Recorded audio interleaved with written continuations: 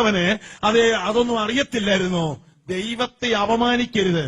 പെന്തക്കോസ്തുകാരെ വിട്ടവർ തന്നെ തിരിച്ചെടുക്കുന്ന ചില പുള്ളികൾ ആകാമെന്ന് ചില നേതൃത്വം അംഗീകാരമൊക്കെ വന്നപ്പോൾ അത് അന്ന് കാശില്ലാഞ്ഞ ഇന്നിപ്പം നമുക്ക് ആകാമെന്ന് അല്ലെ കുതിരകളിൽ ചാടുന്നത് പോലെ ഈ ലോക ജഡീകത്വത്തിനും ആവരണവാദത്തിനും ചാടുന്ന പെന്തക്കോസ്തുകാർ ദൈവമക്കളെ അത് അപമാനിക്കാതെ വേറെ സഭ തേടുക നല്ലത്. എന്താ എറണാകുളം സഭയിൽ കേസ് വന്നു. വിളിച്ചു ചോദിച്ചാല് അവിടേക്ക് കുഞ്ഞു നമുക്ക് അറിയാവുന്ന നമ്പർ വിളിച്ചു ചോദിച്ചാൽ മതി. അടുത്ത കാലത്ത് നടന്നൊരു കേസാണ്. ഒരു ഭാര്യയ്ക്കും ഭർത്താവിനും ആവരണം വിട്ട് തിരുവത്താഴ് എടുക്കണം. സഭ പറഞ്ഞ് നടക്കത്തില്ലെന്ന്. ഞാനും 6 കൊല്ലം ഇരുന്ന സഭയും പഠിപ്പിച്ച സഭയും അവ പറഞ്ഞല്ലോ അവരെ എടുത്തിരിക്കൂ. ഏതായാലും സഭയെ ഒന്ന് ഒറ്റക്കെട്ടായിരുന്നു അവരെ പുറത്താക്കി. അവർ ഹൈക്കോടതി കൊണ്ട് കേസ് കൊടുത്തു. ഇന്ത്യൻ പൗരത്വ സ്വാതന്ത്ര്യം അനുസരിച്ച് ഓർണമെന്റ് ഉപയോഗിച്ച് ഞാനും എന്റെ ഭാര്യയെ സഭയിൽ ചെന്നപ്പോൾ സഭ ഞങ്ങളെ പുറത്താക്കി.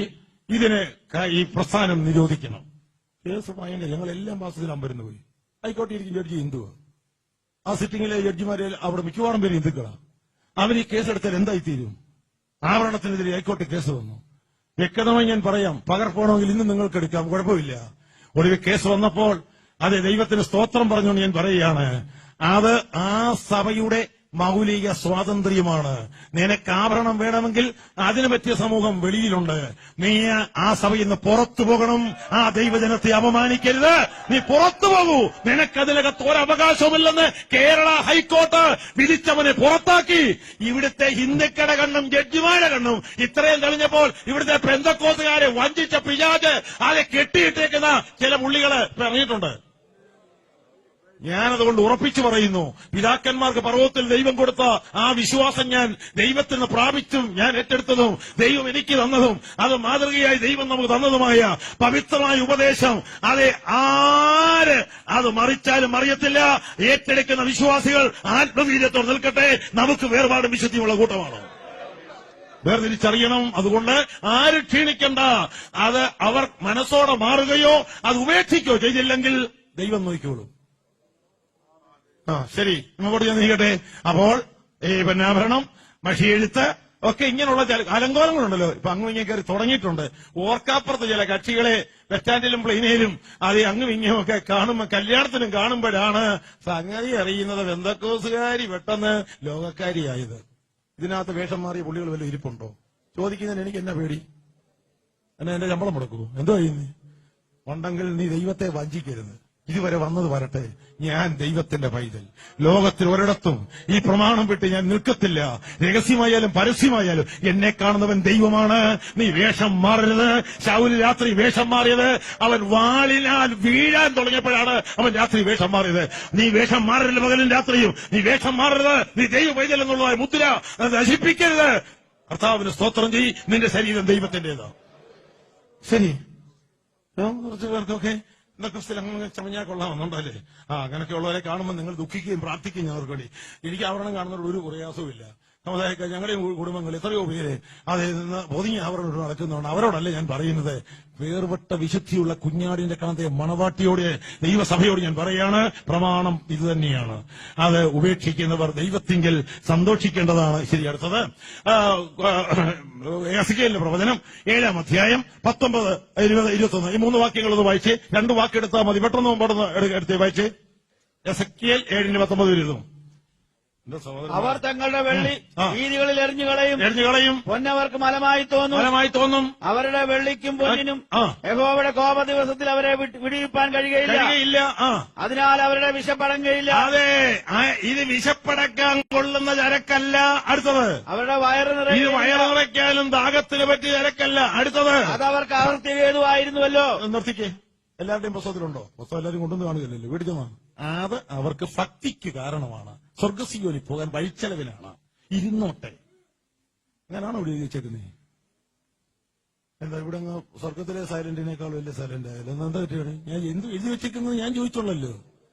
അത് അവർക്ക് ഭക്തിക്ക് കാരണമെന്നല്ല, ശക്തിക്ക് കാരണമെന്നല്ല, സ്വർഗസിയോനിലേക്ക് പോകാൻ പറ്റിയതാണെന്നല്ല. അത് അവരുടെ അകൃത്യഹേതു, പാപ കാരണമാണ് ഈ ചരക്കെന്ന് ദൈവം പറഞ്ഞത് ഞാൻ വിശ്വസിക്കുന്നു. അത് പറയുന്നതിൽ ഒരു മടിയും ഒരിടത്തുമില്ല. ഇതിന് യാതൊരു വഴിവഴുപ്പൻ പദ്ധതിയും വേണ്ട. ദൈവം കൽപ്പിച്ച വചനത്തിൽ പറയുന്നു, ഇത് ആത്മീയത്തിന് വേണ്ടിയല്ല ഇത് ഉപയോഗിക്കുന്നത്, പാപകാരണമായ സ്വഭാവത്തിൽ നിന്നാണ് ഇത് വരുന്നത് എന്നറിഞ്ഞാൽ മതി. അടുത്ത വാക്യം വായിര്. അതുകൊണ്ടുള്ള ആഭരണങ്ങളുടെ ഭംഗി അവർ ഡംബത്തിനായി പ്രയോഗിച്ചു. ഡംബം എന്ന മലയാളം വാക്കിന്റെ അർത്ഥം എന്തുവാ? നിങ്ങളെല്ലാം കോളേജും ഒക്കെ കഴിഞ്ഞു വന്നവർ എന്നതിന്റെ അർത്ഥം. ഡംബം എന്ന മലയാളം വാക്കിന്റെ വിശകലനാർത്ഥം എന്താ? അഹങ്കാരം. അപ്പോ സ്വർഗത്തിൽ പോകുന്നതിന് അത് വേണോ? ഇതെന്റെ ദൈവമല്ലേ പറഞ്ഞത്? ഞാൻ എഴുതിക്കൊണ്ട് വന്നാണോ? 26 നൂറ്റാണ്ട് മുമ്പ് എഴുതി വെച്ച ഈ പുസ്തകത്തിൽ അതവരുടെ ഡംബത്തിനാണ്, അതവർക്ക് പാപകാരണമാണ്, അതവരുടെ ഭക്തിക്കല്ല, അതവരുടെ ശക്തിക്കല്ല, അതവരുടെ ആരാധനയ്ക്കല്ല, സ്വർഗസ്യോനിലെ വഴിച്ചെലവിനല്ല കുഞ്ഞെ, അത് ദൈവകോപ ഹേതുവാണ്. പിന്നെ ഇത് ആർക്ക് കൊടുത്തതാ? അടുത്ത ഒന്ന് വായിച്ചേര്. അതുകൊണ്ട് അവർ തങ്ങൾക്ക് മ്ലേച്ഛവിഗ്രഹങ്ങളെയും മലിനബിംബങ്ങളെയും ഉണ്ടാക്കി ആകയാൽ ഞാനതവർക്ക് മലമാക്കിയിരിക്കുന്നു. അതിന് വാല്യൂ എന്താ താരതമ്യം? മലമെന്നാ കൊടുത്തേക്കുന്ന. അടുത്ത വാക്ക് ഞാനത് അന്യന്മാരുടെ കയ്യിൽ കവർച്ചയായും ഭൂമിയിലെ ദുഷ്ടന്മാർക്ക് കൊള്ളയായും കൊടുക്കും. അടിവരയിട്ട് സൂക്ഷിക്കും. എന്തോ ഇതിനാന്നിത്? ഇത് ആർക്കാ ഇപ്പൊ കൊടുത്തിരിക്കുന്നത്? ഒന്ന് വായിച്ചു നോക്ക്. ഭൂമിയിലെ ദുഷ്ടന്മാർക്ക്. ഒന്ന് വായിക്കും. അന്യന്മാരുടെ കയ്യിൽ അന്യന്മാരുടെന്ന് പറഞ്ഞാൽ സഭയ്ക്ക് വെളിയിൽ വിശുദ്ധന്മാരുടെ ഗണത്തിൽപ്പെടാൻ അന്യന്മാർ. നാം ഇപ്പോൾ അന്യന്മാരും പരദേശികളുമല്ല, ദൈവത്തിന് സഹപൗരന്മാരും വിശുദ്ധന്മാരുമാണ്. എന്നാൽ സഹപൗരന്മാരും വിശുദ്ധന്മാർക്കുമല്ല, അല്ലാത്ത അന്യന്മാർക്ക്, പിന്നെ ഭൂമിയിലെ ദുഷ്ടന്മാർക്ക് കൊള്ളയ്ക്ക് പറ്റിയതാണ്. ഇത് ഭക്തിക്ക് പറ്റിയതല്ല, ഇത് കൊള്ളയ്ക്കും അത് ദുഷ്ടന്മാർക്കും കൊടുത്തത്. ഭക്തന്മാരെടുക്കരുത്. എന്താ സഹോദരൻ പറയുന്നത്? ഇത്ര ചക്രീകളോ? വിശ്വസിക്കുന്നവര് ശക്തിയോട് സഹോദരൻ പറഞ്ഞു. വിശ്വസിക്കുന്നവർ മതി. സഹോദരം ആർക്കുള്ളതാ ഇത്? അഭ്രമത്തെ കുറിച്ചൊന്നും വ്യക്തമായ ഉപദേശമൊന്നുമില്ല. അത് കൂത്താടാമെന്നാ പലരുടെ അഭിപ്രായം. ഇല്ല, ഞാൻ വ്യക്തമായ ഉപദേശം ഉണ്ടെന്ന് വിശ്വസിക്കുന്നയാൾ. ദൈവം തന്നെ ജനവുമായി കൂട്ടായ്മ തുടങ്ങിയപ്പോൾ ആദ്യം പറഞ്ഞ കാര്യം ഇനി ഇതിട്ടുള്ള കൂട്ടായ്മ വേണ്ടെന്നാ. വാക്യം വായിച്ചു തരാം. എന്തിനാ വിഷമിക്കുന്നേ? 2-ാം അധ്യായത്തിൽ പ്രവൃത്തി പുസ്തകത്തിൽ സഭ സ്ഥാപിച്ചു. 3-ാം അധ്യായത്തിൽ സുവിശേഷ വേല തുടങ്ങി. പത്രോസും യോഹന്നാനും കൂടെ അങ്ങോട്ട് ഇറങ്ങിപ്പോയപ്പോൾ ആ ഒന്നരം ദൈവാലയ ഗോപുരത്തിൽ ഇരിക്കുന്ന ഉടനെ അച്ഛാ വല്ലതും തന്നേച്ചു വേണമെന്ന് പറഞ്ഞു. 2 പോക്കറ്റിലും കൈ ഇട്ടപ്പോ ഒന്നുമില്ല. എടാ ഞാൻ ഒന്നുമില്ലല്ലോ കയ്യില്, ഒരു വീസ കിട്ടിയിട്ടുണ്ട്, പോയേച്ച് വരുമ്പോ നിനക്ക് എന്നൊക്കെയാ വേണ്ടി? തരാമെന്നല്ലേ പറഞ്ഞത്. അതിന് വീസായും പീസായും ഒന്നും വേണ്ട. അവിടെ പറഞ്ഞ വാക്ക് 2 കൈയും ഉയർത്തി പറഞ്ഞതാണ്, പൊന്നും വെള്ളിയും ഞങ്ങൾക്കില്ല. ഇന്നലെയാണ് ആ മാർഗം ഉണ്ടായത്. ഇന്നത് പ്രഖ്യാപിക്കുന്ന ഉപദേശമാണ്, പൊന്നും വെള്ളിയും ഞങ്ങൾക്കില്ല, ഞങ്ങൾക്കുള്ളത് നിനക്ക് തരാം. പെന്തക്കോസ്ത് മാർഗമേ പൊന്നും വെള്ളിയും ഇല്ലെന്ന് വിളംബരം ചെയ്ത് തുടങ്ങിയ സഭ ഇത് വലിച്ചു കയറ്റരുത്. വിശുദ്ധന്മാർക്ക് ഒരിക്കലും പരമേൽപ്പിക്കപ്പെട്ട അതിവിശുദ്ധ വിശ്വാസ വ്യവസ്ഥയുടെ വേർപാട് അരക്കിട്ടുറപ്പിച്ച് ഓരോ സ്ത്രീയും പുരുഷനും നിൽക്കണം. അടുത്ത തലമുറയെ അതിൽ വളർത്തിയെടുക്കണം. സ്തോത്രം. ചക്രവാക്ക് മുഖസ്തുതിയും വഞ്ചനയും കൊണ്ട് നിങ്ങളെ വഞ്ചിക്കുന്നവരെ, അത് നിങ്ങളെ നരകക്കണി കൊടുക്കാനാണ് വരുന്നതെന്ന് നിങ്ങൾ അറിയാതിരിക്കരുത്. ദൈവത്തിന്റെ ഉപദേശം കലർപ്പില്ലാത്ത പരിശുദ്ധ ഉപദേശമാണ്. ഞാൻ കൂട്ടിച്ചേർപ്പ് ഒന്നും നടത്തിയിട്ടില്ല. പാണ്ഡിത്യമുള്ള ദേവദാസന്മാരൊക്കെ എന്റെ പുറകിലും മുമ്പിലൊക്കെ ഇരിപ്പുണ്ട്. അപ്പൊ എന്താ പറഞ്ഞതെന്ന് മനസ്സിലായോ? ഇത് നമുക്കുള്ളതല്ല. ഇത് ലോകത്തില് എത്ര ലക്ഷം ആൾക്കാരുടെ കഴുത്താണ് ഇവരെ അറുത്ത് മാറ്റുന്ന, കൈയറുത്ത് മാറ്റുന്നു എന്ന് ഇതിന്റെ കവർച്ചക്കാർക്ക്, ഇതിടാത്തവന്റെ വീട്ടിൽ സ്വർഗത്തിൽ പോയില്ലേലും സമാധാനമായിട്ട് കിടന്നുറങ്ങാം. ഇവിടെ അത്രയിലും ഗുണമുണ്ടല്ലോ. സ്തോത്രം. സ്വർഗത്തിൽ പോണി ആഭരണം ഇടാതിരുന്ന പറ്റിയില്ല, ജീവിച്ചേലേ ഒക്കത്തുള്ളൂ. അതുകൊണ്ട് ഇതതിന്റെ ഏക ഉപാധിയായിട്ടൊന്നും എടുക്കരുത്. ജീവിക്കുന്നവർ, അതേപോലെ ഒരുങ്ങുന്നവർ, വിടേണ്ടതും വെറുക്കേണ്ടതുമായ കാര്യങ്ങളെക്കുറിച്ച് പറയുന്നുവെന്നേ ഉള്ളൂ. അതുകൊണ്ട് ദൈവം തന്നെ ജനവുമായി കൂട്ടായ്മ തുടങ്ങിയപ്പോൾ അവരുടെ ഇടയിൽ നടക്കുന്നതിന് തടസ്സമായ ചരക്ക്, അതെ ഭക്ഷണം കഴിക്കല്ലേ, തുണി ഉടുക്കരുത്, ചെരുപ്പിടരുതെന്നും പറഞ്ഞല്ല തുടങ്ങിയത്. ചെരുപ്പ് ഊരിക്കളയാൻ പറഞ്ഞില്ല. പിന്നെ അവർക്ക് നിലപ്പാവുള്ളവരെ നിലപ്പാവ് എടുക്കാൻ പറഞ്ഞില്ല. ആ വേഷവിധാനങ്ങളിൽ കുറവ് വരുത്താൻ പറഞ്ഞില്ല. പിന്നെ വേണ്ടാന്ന് ദൈവം പറഞ്ഞത് എന്താണെന്നറിയാമോ? ഭക്ഷണം കഴിക്കേണ്ട, വെള്ളം കുടിക്കേണ്ടെന്നൊന്നും അല്ല പറഞ്ഞത്. അത് നിങ്ങൾക്ക് മനസ്സിലാകുമോ? മനസ്സിലാകുന്ന ഭാഷയിൽ പറയാം. പുറപ്പാട് പുസ്തകത്തിന്റെ 33 അധ്യായത്തിന്റെ അത് 3 മുതലുള്ള വാക്യം 1-2 വാക്യം ഒന്ന് വായിച്ചേ. പുറപ്പാട് 33 അത് ദൈവം നേരിട്ട് സീനായി കൽപ്പിച്ച് മോശ മുഖാന്തരം പാളയത്തിൽ പ്രസിദ്ധം ചെയ്ത ഉപദേശം എനിക്ക് നിങ്ങളോട് പറയുന്നതിൽ സന്തോഷിക്കേണ്ട കാര്യമല്ലേ ഉള്ളൂ. വാക്യം വായിച്ചാട്ട്. വഴിയിൽ വെച്ച് ഞാൻ നിന്നെ വഴിയിൽ നശിപ്പിക്കാതിരിക്കും, വെച്ച് ഞാൻ നിന്നെ നശിപ്പിക്കാതിരിക്കേണ്ടതിന് ഞാൻ നിന്റെ നടുവിൽ നടക്കയില്ല, ഞാൻ നിന്റെ നടുവിൽ നടക്കയില്ല. നീ ദുശാഠ്യമുള്ള ജനമാകുന്നു. ദുശാഠ്യമുള്ള ജനമാകുന്നു. ദോഷകരമായി ഈ വചനം കേട്ടപ്പോൾ ജനം ദുഃഖിച്ചു, ആ. ആരും തന്റെ ആഭരണം ധരിച്ചതുമില്ല. നോക്ക്, ഊരാൻ പറയുന്നതിന് മുമ്പേ ജനം ഊരിക്കഴിഞ്ഞു. ദോഷകരമായ വചനം, ദുശാഠ്യമുള്ള ജനത്തിന് ദുശാഠ്യം എന്താണെന്ന് മനസ്സിലാക്കി അവർ തന്നെ ഊരി തുടങ്ങി. അടുത്ത വാക്ക് വായിച്ചേ. നിങ്ങൾ ദുശാഠ്യമുള്ള ജനമാകുന്നു, ആ. ഞാൻ ഒരു നിമിഷം നേരം നിന്റെ നടുവിൽ നടന്നാൽ നിന്നെ ആ. സംഹരിച്ചു കളയും. അടുത്തത്. അതുകൊണ്ട് ഞാൻ നിന്നോട് എന്ത് ചെയ്യണമെന്ന് അറിയേണ്ടതിന് ആ. നീ നിന്റെ ആഭരണം നീക്കിക്കളക. നീ നിന്റെ ആഭരണം നീക്കിക്കളയ. ആഭരണമേ നീക്കിക്കളയാൻ പറഞ്ഞുള്ളൂ, ഉപവാസം ഇരിക്കാൻ പറഞ്ഞില്ല. സ്വതന്ത്രം പലർക്കും ഉപവാസം വലുത്, ഇത് കാണുകയില്ല. ഉപവാസ പ്രഖ്യാപനം നല്ല യജ്ഞമൊക്കെ നടത്തും, പക്ഷെ വിടേണ്ടത് പിടിക്കില്ല, വേർപെടുത്ത് വേർപെടുകയില്ല. അതെ, കള്ളക്കളി കളിക്കുന്ന കളി കാണുമ്പോൾ വേർപാടും വിശുദ്ധിയും ഇല്ലാത്തൊരു ചവിട്ടിൽ ആരാധിപ്പാനും ആമയം പറയാനും ഒറ്റ ദൈവമക്കൾ പരിശുദ്ധാത്മാവിനെ പ്രാപിച്ച് പോയേക്കരുത്. മരച്ചോട്ടി ഇരുന്ന് ആരാധിച്ചാലും വീട്ടിൽ ഇരുന്ന് ആരാധിച്ചാലും ഈ കള്ളക്കളിയുടെ പുറകെ പോകരുത്. അറിയോ എന്നെ ഇവിടെ എഴുതി വെച്ചിരിക്കുന്നത്? ദോഷകരമായ വചനം കേട്ടു, ജനം ആഭരണം ഊരി. അത് കഴിഞ്ഞപ്പോൾ ദൈവം പറഞ്ഞു. അടുത്ത വാചകം കൂടെ വായിച്ചു തീർത്തത് ആ ഭാഗം. എന്നിങ്ങനെ ഇസ്രായേൽ മക്കളോട് പറയാൻ യഹോവ മോശയോട് കൽപ്പിച്ചു. അടുത്തത്. അങ്ങനെ ഹോരേബ് പർവ്വതത്തിൽ തുടങ്ങി. ഇസ്രായേൽ മക്കൾ ആഭരണം ധരിച്ചില്ല. ഇസ്രായേൽ മക്കൾ ആഭരണം ധരിച്ചില്ല എന്നവരുടെ പരദേശ പ്രയാണത്തിൽ എഴുതി വെച്ചെങ്കിൽ അത് സിയോൻ യാത്രക്കാരിയായ സഹോദരി, നിനക്കിത് വേണമെന്ന് എവിടാ വാക്യം? സ്തോത്രം. ഹലോ, എവിടെയാ വാക്യം? ഇത് വേണമെന്ന് എവിടാ വാക്യം?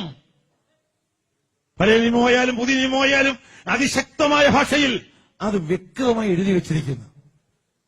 യോബിന്റെ പുസ്തകം എടുത്ത് 4000 കൊല്ലം മുമ്പുള്ള 21-22 മുതലുള്ള വാക്യം ഒന്ന് വായിച്ചേ. തപ്പന്ന 1-2 വാക്യം വായിച്ച വേഗം ഒന്ന് വായിച്ചേ. യോബിന്റെ പുസ്തകം 21-22 മുതൽ. ആരെങ്കിലും ദൈവത്തിന് ബുദ്ധി ഉപദേശിക്കുമോ? ഇല്ല.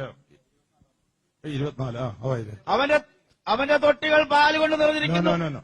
22-21. സോറി കുഞ്ഞെ തെറ്റി. 22-ാമത്തെ 21 വാക്യം മുതലൊന്ന് വായിച്ചേ. നീ അവനോട് ഇണങ്ങി സമാധാനം. എല്ലാരോടും പറയുകയാണ്, ദൈവത്തോട് ഇണങ്ങി സമാധാനമായി പോകാൻ എന്തെല്ലാം കാര്യം ചെയ്യണമെന്ന് അക്കമിട്ട് പറഞ്ഞിരിക്കുന്ന ഉപദേശമാണ്.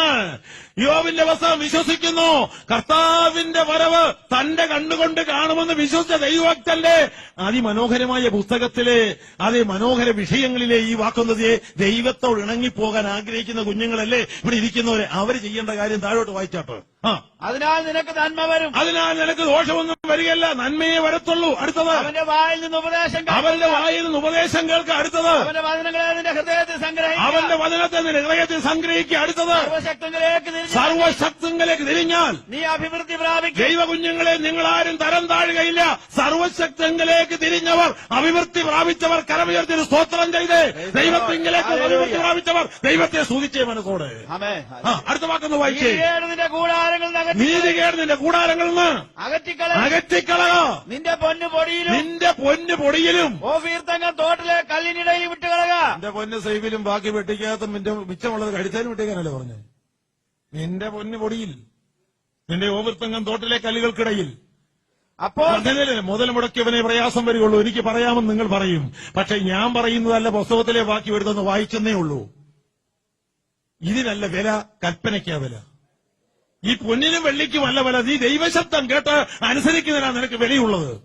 ദേഹവും ദേഹിയും ആത്മാവും ദൈവത്തിന്റേതാണെങ്കിൽ നീ ദൈവത്തെ അനുസരിക്കുവാൻ പ്രമാണം ഉപേക്ഷിക്കാതെ അനുസരിച്ചിരിക്കണം. അടുത്ത വാക്കൊന്ന് വായിച്ചേ. അപ്പോൾ സർവശക്തൻ നിന്റെ പൊന്നും നിനക്ക് വെള്ളിവാളവുമായിരിക്കും. എപ്പോള് കണ്ണുള്ളവർ നോക്കിയൊന്ന് വായിച്ചേ. എപ്പോഴാ എന്തൊക്കെ ചെയ്യുമ്പോഴാണ് സർവശക്തൻ നിനക്ക് പൊന്നും വെള്ളിവാളവുമാകുന്നത്? നിന്റെ പൊന്നു പൊടിയിലും നിന്റെ ഓവർത്തങ്കം തോട്ടിലെ കല്ലുകൾക്കിടയിലും വലിച്ചെറിഞ്ഞ് നീ അതിനോട് വേർപെട്ട് ദൈവത്തിന്റെ പ്രമാണം നിൽക്കുമ്പോൾ സർവശക്തൻ നിനക്ക് പൊന്നും നിന്റെ വെള്ളി വളവുമാണ്. അതാകണമെങ്കിൽ ഇത് ഉപേക്ഷിച്ചേ പറ്റത്തുള്ളൂ. പൂച്ചുകളി, കള്ളക്കളി ഒന്നും നടക്കത്തില്ല. വേദപുസ്തകം അത് അനുവദിക്കുന്നില്ല. സ്തോത്രം. അനുവദിക്കുന്നില്ല. ഇത് പിന്നെ എന്നെ എഴുതി വെച്ചിരിക്കുന്നത്. അടുത്ത വാചകം ഒന്ന് വായിച്ചേ കുഞ്ഞ്. നേരം പോരാത്തോണ്ടാണ് ഞാൻ ഓടിപ്പോകുന്നത്. അടുത്ത വാചകം വായിച്ചേ. അന്ന് നീ സർവശക്തനെ പ്രബോധിക്കും. അങ്ങനെ വന്നെങ്കില് ചുമ്മാ കൊട്ട് നിർത്തിയേച്ച് വെറുംചാട്ടം നിർത്തിയേച്ച് ആത്മാവിൽ ആടിപ്പാടി ആനന്ദിക്കണമെങ്കിൽ കളയേണ്ടത് കളഞ്ഞ് വിടേണ്ടത് വിട്ട് അത് നേരെ വരുമ്പോൾ സർവശക്തനിൽ ആനന്ദിക്കും. വക്കിലും പരിസരത്തിലും ആനന്ദിക്കുന്ന കാര്യമല്ല, കൂട്ടുകാരിലും കൊച്ചമ്മയിലും അമ്മാച്ചലിലും ആനന്ദിക്കുന്ന കാര്യമല്ല. ദൈവത്തിൽ ആനന്ദിക്കണമെങ്കിൽ ജഡത്തിന്റെ വകകൾ വെറുക്കണം. ചുമ്മാ ഒന്നും ആത്മാവിൽ സന്തോഷിക്കാൻ ഒക്കില്ല.